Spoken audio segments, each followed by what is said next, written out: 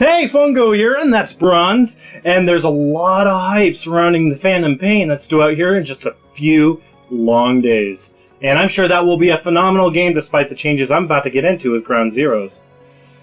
It all just depends, really. I mean, Kojima has always set that bar so high that I immediately build high expectations for any game that he produces. That was including the now cancelled Silent Hills title.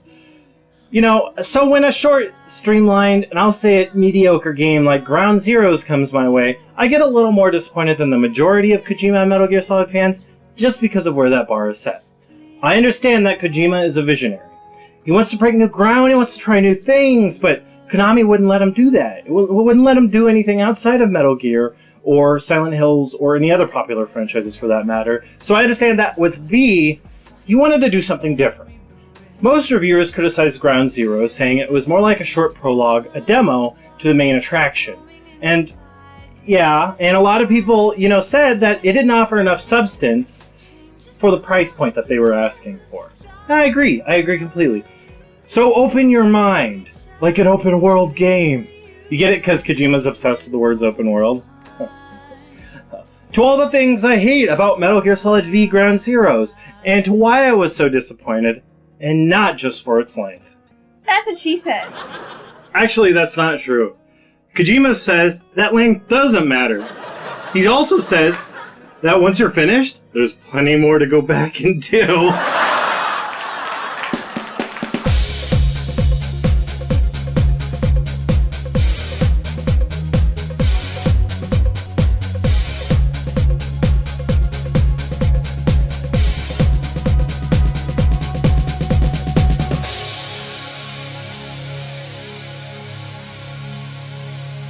Metal Gear Solid V Ground Zeroes is a prologue to the bigger, more elaborate version of the game called The Phantom Pain, coming September 1st, which is only a few days away, and is almost a direct sequel to the portable game Peace Walker. Those who don't know the story to Peace Walker may be a little lost in the story, even with the backstory option, because there's a lot to take in.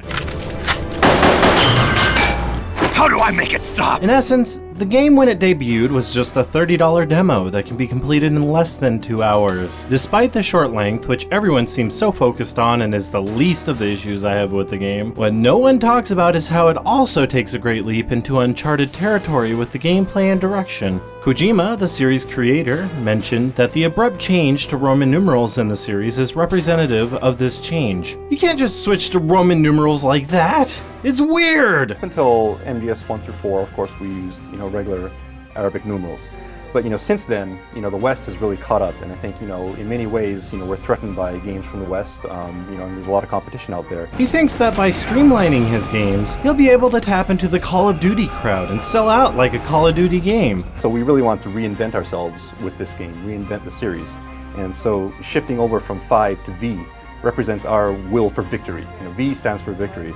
And this is what we want to accomplish with this game, is kind of take back, our leadership and strive for victory. He pretty much blatantly admits that the primary focus was to win over the shooter crowd in the West, and tailored the gameplay for that purpose while maintaining a game fans were familiar with. Well, too bad, Kojima. Black Ops 3 is still the #1 pre-ordered game right now. Metal Gear Solid V is a complete turnaround from the usual formula of the series being an action shooter with stealth elements, as opposed to a stealth espionage game with action elements. While in past games, getting an alert status mostly meant doom. This one equips you with enough arsenal to go balls out in the action. And as no one even suspected, and it's been so long since a Metal Gear Solid game, I wouldn't be surprised if anyone except the big fans forgot, but the gameplay has been streamlined for the casual gamers, and is certainly a shadow of its former self. I guess that explains why we have been hearing a lot about him visiting popular development studios such as Infinity Ward, possibly for inspiration on reimagining Metal Gear Solid. Why is he doing this? Well, the same reason everyone has been streamlining games lately, to reach a wider audience, including non-gamers, while not completely isolating the fans. A lot has changed from the past games in the series, so much so it almost feels like a spin-off akin to Metal Gear Rising, only this is canonical. The actual mechanics of the series has changed drastically with this, including elements that have never been done before in a Metal Gear Solid game, and was respected for that, such as blood spatters, regenerating health, X-ray vision, auto lock-on, auto saves, reflex mode, and visual cues. Of course, this is Kojima, so he has to explain why all this works somehow in a non-fantasy universe. It's nanomachines. Gone are many of the trademarked Metal Gear elements that I loved and ushered in to take the place of what set Metal Gear Solid apart from other series, are elements from other series. It's not blood. What? You said blood. It's not blood, it's film burning. Oh, okay. I said that like an hour ago. Besides, it signifies the same thing. The real issue at hand here is that they removed a health meter and replaced it with regenerating health. But oh, God, you know, I sure am gonna miss those rations and instant noodles. Oh, really, Fungo? I got your back. I saved this just for you. Oh, thanks, Bronze. You're the But best. you know, it is still a good idea to be stealthy. If you're not, it hurts your rank and it makes the game way harder. You know, not many people are even going to care about rank, especially the one-time noobers. Can I please have those noobers? Aha! And double standard. I saw you play the game like it was Grand Theft Auto 5.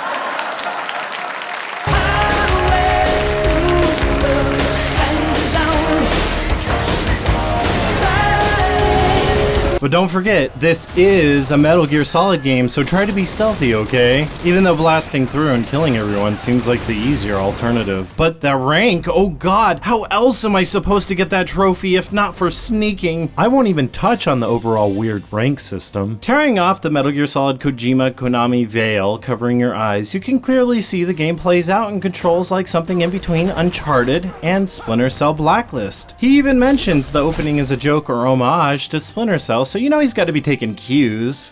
ここでスプリンターセルちゃうんかと。いや、スネークでした。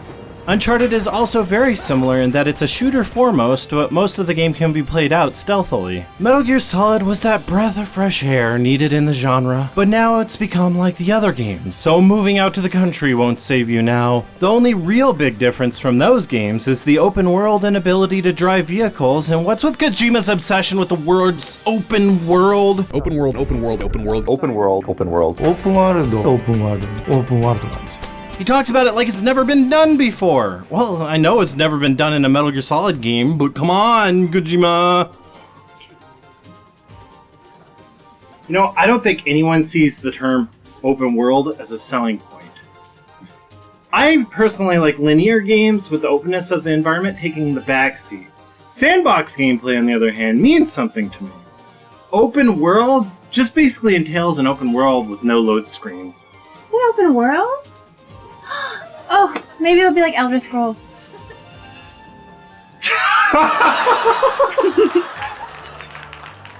Good joke. I wasn't joking.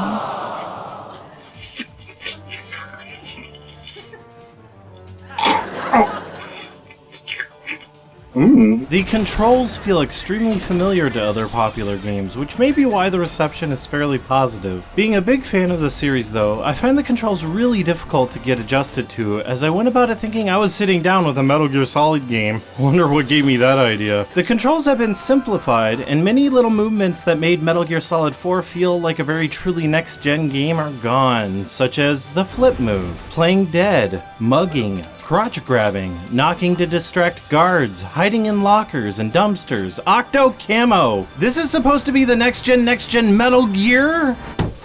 Barrel.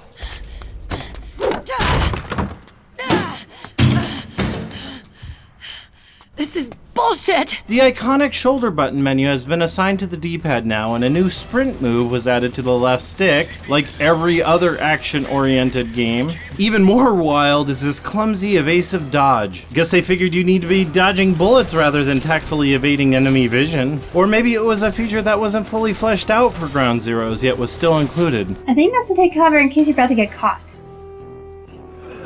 But you know, by using it, I'm more likely to get caught. Because it's so fast, inaccurate, and clumsy. But you know, I may have figured out its secret potential.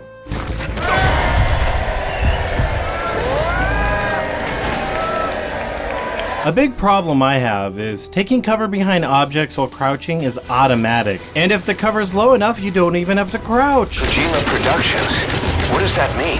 I love when games play themselves and I don't have to do things that require skill. There are no button presses required. This causes confusion of whether or not you're in cover, making it easy to get caught. Then, when you get caught, it's back to Grand Theft Auto 5 again.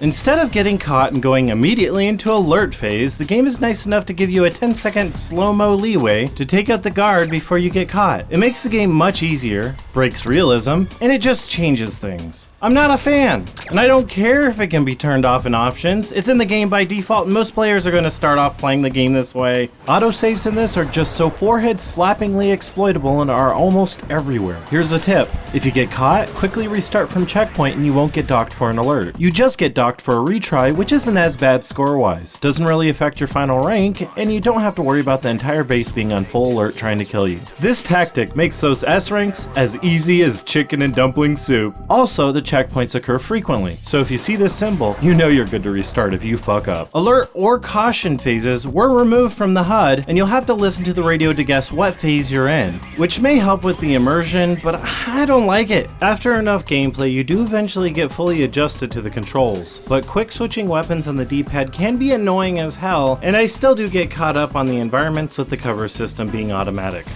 You're way too exposed there. Find some cover and stick to it.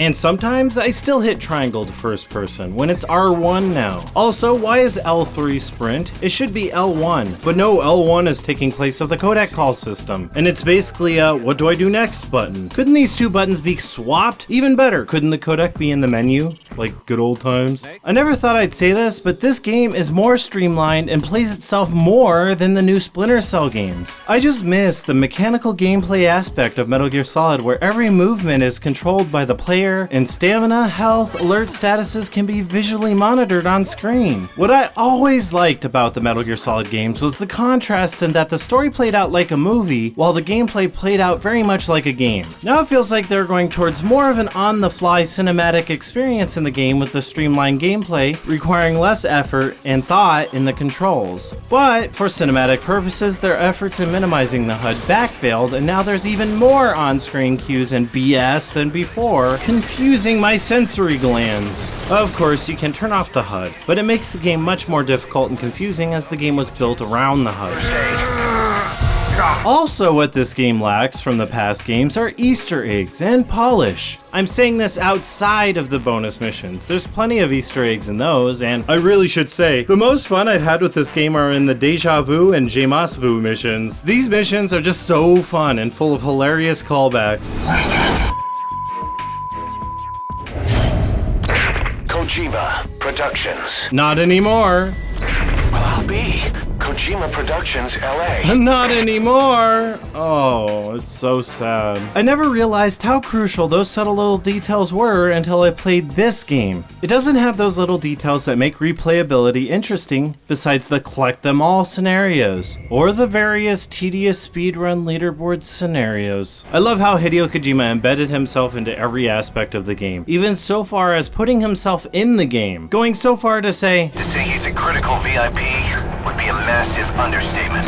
After you feel like you're done with the game, having beaten it on easy and hard and all the missions, it still says I'm only 45% complete, but you know, that's because of ranking and collectibles. They only added the percentage to make people feel like there was more to it in order to preliminary excuse the game is too short complaints. People still complain. Now to better explain myself, I will show you features highlighted in the Phantom Pain that I'm excited about. Little details like the Fulton balloons, horse crab traps, cardboard boxes, the sexy distractions, the silly distractions, realistic day and night cycles, time-lapse, and so much more are not present in Ground Zeroes. The game plays out like other mainstream games in the genre, but when compared to other games, the gameplay is only subpar. You might be a little skeptical about this, but for the money, I'd recommend you pick up a more full-length and more polished stealth action game such as Splinter Cell Blacklist, instead of Ground Zeroes. Blacklist may not be open world, and the story isn't the best thing you'd see, but gameplay wise, it's more fun than this game. There, I said it!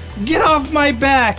There's co-op and multiplayer in Blacklist. You can nimbly rock climb. There's various gadgets and gear. There's an upgrade system. The ranking screen is better and supports all styles of play. You can hit a button to take cover. Enemies recognize a pattern when you use a body as bait, whereas in Ground Zeroes you can just pile those bodies right up. Build a mountain out of them. The artificial intelligence of these soldiers is extremely bad. Blacklist has X-ray vision goggles that you can only get if you purchase them with in-game funds. There's no question to which is the better game, and if you liked Ground Zeroes, go play Splinter Cell Blacklist and you'll be saying, Ground whose? What? What's Zeroes what? Ubisoft streamlined Conviction a lot, and then corrected their wrongs in Blacklist, and pretty much made a perfect game. Still not better than Chaos Theory though, which is a fan favorite. I just hope Kojima is doing the same as Ubisoft with Ground Zeroes, and corrects my gripes in the Phantom Pain. As far as the story goes, if you've never played Peace Walker, you may be a little lost, even after reading the pages of backstory to get you ready. Fortunately, there's not a whole lot of story to follow, so you're in luck. It's basically a rescue mission. Snake is sent in to retrieve Chico, Paz, and Kaz. And if you're like, who the hell is Chico, Paz, and Kaz? Then you probably haven't played Peace Walker. After rescuing them, not to spoil, but crazy stuff and explosions happen, and it ends leading up to the beginning of the Phantom Pain. There's some controversial stuff in the story, and it's nothing that's never been done before in movies or TV, so I don't know how this, being a rated M, Peggy 18 video game, is a problem. Regardless, most of it's in the tapes you pick up, so it's delivered orally. Not orally. You pervert? Orally. Actually, maybe orally too. Time for a taste test. Yeah, that's just wrong. I don't even know what I was thinking. Okay, what happens is a little messed up. But regardless, I always hated story delivered in the form of audio messages, and I have a habit of spacing out what is being said as I play ever since BioShock. In this case, I kinda already figured out what happened to Paz from seeing her and what they did to her. I didn't have to hear it happen. Honestly, the audio tapes are just filler pickups, giving you more incentive for replayability. If that's incentive to you. It wasn't for me. The actual story is morbid and gut-wrenching in the end. You kind of feel sick to your stomach after all Paz goes through, and it's much more impactful if you followed the Peace Walker story and care about Paz. And I don't care about Paz, and most people still don't care about Paz, but it comes to show the depth of darkness Kojima is planning to take this new Metal Gear Solid title. There's a grand total of like 10 minutes of cutscenes with very little dialogue, so if you're getting this for the rich story, you'll be disappointed. It is just a prologue. As far as the voice acting goes, I don't think replacing David Hayter with Kiefer Sutherland was a good idea. What few gruff lines I heard in the demo made Snake sound like some old man, and he looks it too. It's alright, we got it out. I'm with the majority who are really disappointed with this change. And there are conspiracy theorists out there who think Kojima did this so Hayter could voice the other Snake and not Big Boss. There's also the decoy octopus theory circling the net, and there are some hints that the game will progress through some time periods leading up to Metal Gear Solid 4. Whatever to the conspiracies. Hayter's the only Snake for me, whether he's old, young, or naked. On the other hand, Kaz's voice acting was very good, and he is voiced by Robin Atkin Downes, who is a multi-talented voice actor. Played us like a damn fiddle! Oh my god, he's Brynjolf in Skyrim. He says things like, I'll talk to you later, lass. And as I hear, Troy Baker will be voicing Ocelot. And I'm sure it will be award-winning stuff, as always. All I want from you is an answer. Did you know he's Booker, and Joel, and Jack, Mitchell. and Delson Rowe, Shinnok, and Aaron Black? I didn't know about the last two, but still, I don't think he's been getting enough work lately. Honestly, I think he should be the lead role of every video game, and there's still a few games out there that he's missing the lead role in, and that's just... He's gonna be Sam Drake in Uncharted 4. What? That's hardly a lead role, but... I think he'll be Nathan Drake's long-lost brother or something. Well, good for him. It's fine, things are finally working out for him. Finally made his way into Uncharted as Sam fucking Drake. There goes your optimism. I was being sarcastic. As you expect, the graphics are good, besides some ugly pop-in when using the binoculars and looking off into the distance. But a close-up look at facial models are extremely impressive, and the expressive facial emotion capture really does pay off. Subtle details like water running down people's faces and the Tense movement with the wind help bring out the realism. Oh, there's no question the Fox engine is incredible, and it definitely shows off what it's capable of in this tech demo. And I say tech demo because it really feels like this release of Ground Zeroes was an attempt at getting this game engine technology out on the market a year before the Phantom Pain's release. That's the same deal with PT. From watching interviews with Kojima, it feels like he had the Fox engine foremost in his mind during the production, and not so much the gameplay. Well, this engine we call the Fox engine. It's a Kojima Productions original engine. He seems so obsessed with the look of the game and pushing the boundaries of technology and making games look more and more like film. He always wanted to make his games very cinematic. Heck, he always wanted to make movies. But he never sacrificed the mechanical gameplay of old to do that until, like, now. I guess he was forced into making a Metal Gear Solid game. He's like, I'm gonna make it the way I want to make it. I want to make a movie, so I'm gonna make it like a movie. The game engine certainly had a lot of lens flares, which is what gave away the elusive first Phantom Pain trailer by Moby Dick Studios as a Metal Gear Solid game to me. I figured it out on my own. Go me! JJ も大好きだと思うんですけど、スタートリックのレンズフレアも好きなんですけど。What is it about lens flare that you find so appealing dramatically and visually? I know I get a lot of grief for that, but I'll tell you, You made a mistake, and now you're doing everything you can to fix it. It's capable of destroying a ship. There are times when I'm working on a shot, I think, oh, this would be really cool. Really? I thought you would have something more insightful to say than that. Well, let me help you out there, JJ. Lens flares are a visual gimmick that subtly appeal to the eye, add realism, and even an element of tension to scenes. If used correctly, people don't notice it most of the time. Right, JJ? By all means, correct me if I'm wrong. It's too much, and I apologize. In fact, cinematographers spent years upon years trying to minimize and remove lens flares, and now they're back in style. Kojima confirmed my theory in an interview, saying he was inspired by J.J. Abrams, also pointing out Space Odyssey and Blade Runner as inspiration. 僕2001年宇宙の旅好きなんで、ブレードランナーが好きなんで、ダグラス・トランボルの作るそのレンズフレアが大好きで。I understand what he's trying to do, and it is impressive directing all the cutscenes in long, continual shots, almost as if a cameraman was tagging along. But I hate the direction of the cutscenes in this game. I don't like it. You don't like it? I don't like it. You don't like it? I don't like it. You don't like it? I don't know what you're trying to do here, Kojima. But please make it stop. I don't want this new Metal Gear. I want my old style of Metal Gear games back. Nip it in the butt. Nip it in the butt. I mean, technically, isn't it too late for that? I mean, the game's coming out in a few days. Yes, but I don't know how to make it stop. I just want mommy and daddy to love each other again. Another gameplay aspect I am not a fan of that was included in Peace Walker was mission objectives. In this game, once you complete a mission, you go back to your chopper and select another mission in the same area with different objectives. I have never been a fan of this style of gameplay included in this, Peace Walker, and other games because it pulls me out of the game and gives me incentive to stop playing. After a mission, if another game sounds more fun, I'll go play that. I'm sure I'm not the only one that feels this way either. For some, it gives you the incentive to go back and better your scores. But as for the underachievers, such as myself... Oh, burn. Oh, you know what I mean. I just like a good game. And the better the game is, the more likely I am to want to 100% complete it. But in this, there seems to be no merit other than for the goddamn trophy. From what I've seen, the Phantom Pain has this mission select, but in a way that it's not completely pulling you out of the game. It's being done the right way, in a seamless way, like my seamless underwear. They fit comfortably, by the way. When you go back to Mother Base, you can fully build and customize it. Everything you've captured will be there,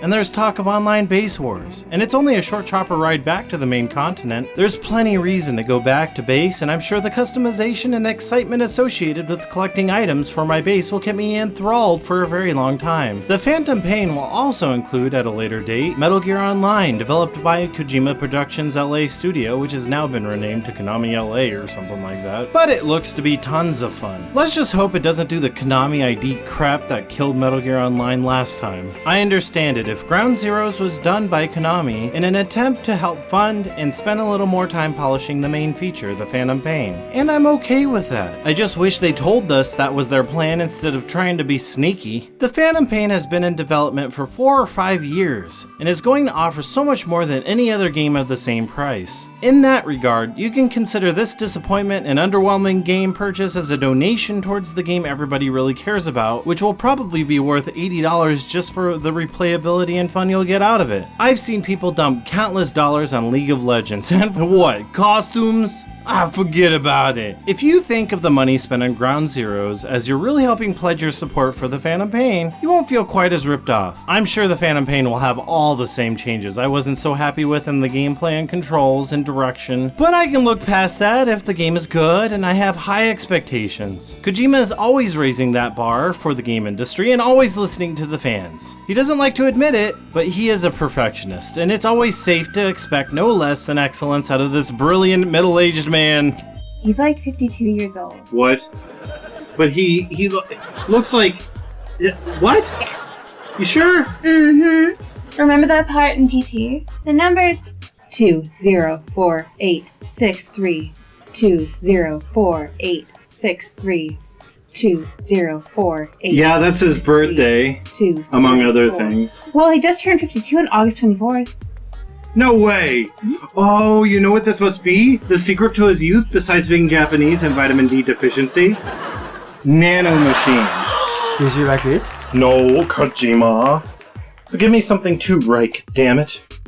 And I sure hope that's the Phantom Pain and or its multiplayer counterpart. This game was many years in the making, and it's Kojima's final project in the Metal Gear series. It's closing the loop on the saga! It's a big deal. So, you know, I'm hoping for the best, and I hope my skepticism will turn into full-blown optimism here in just a few long days when I go out to the store and finally get it and play it for myself. And you'll know I like it if there's a sudden explosion of video content about it on my YouTube channel. And I want to thank you guys very much for watching this video. Honestly, this video would have never been made without my current patrons, so I want to thank you guys too. This was a Fungal Review original, putting it simply and sillily, or better known as analytically and comedically. Please subscribe and share. Please, it's hard living off rations and instant noodles. I'm fine. You can't take my noodles away. You're never gonna find noodles are good. You're not taking them away.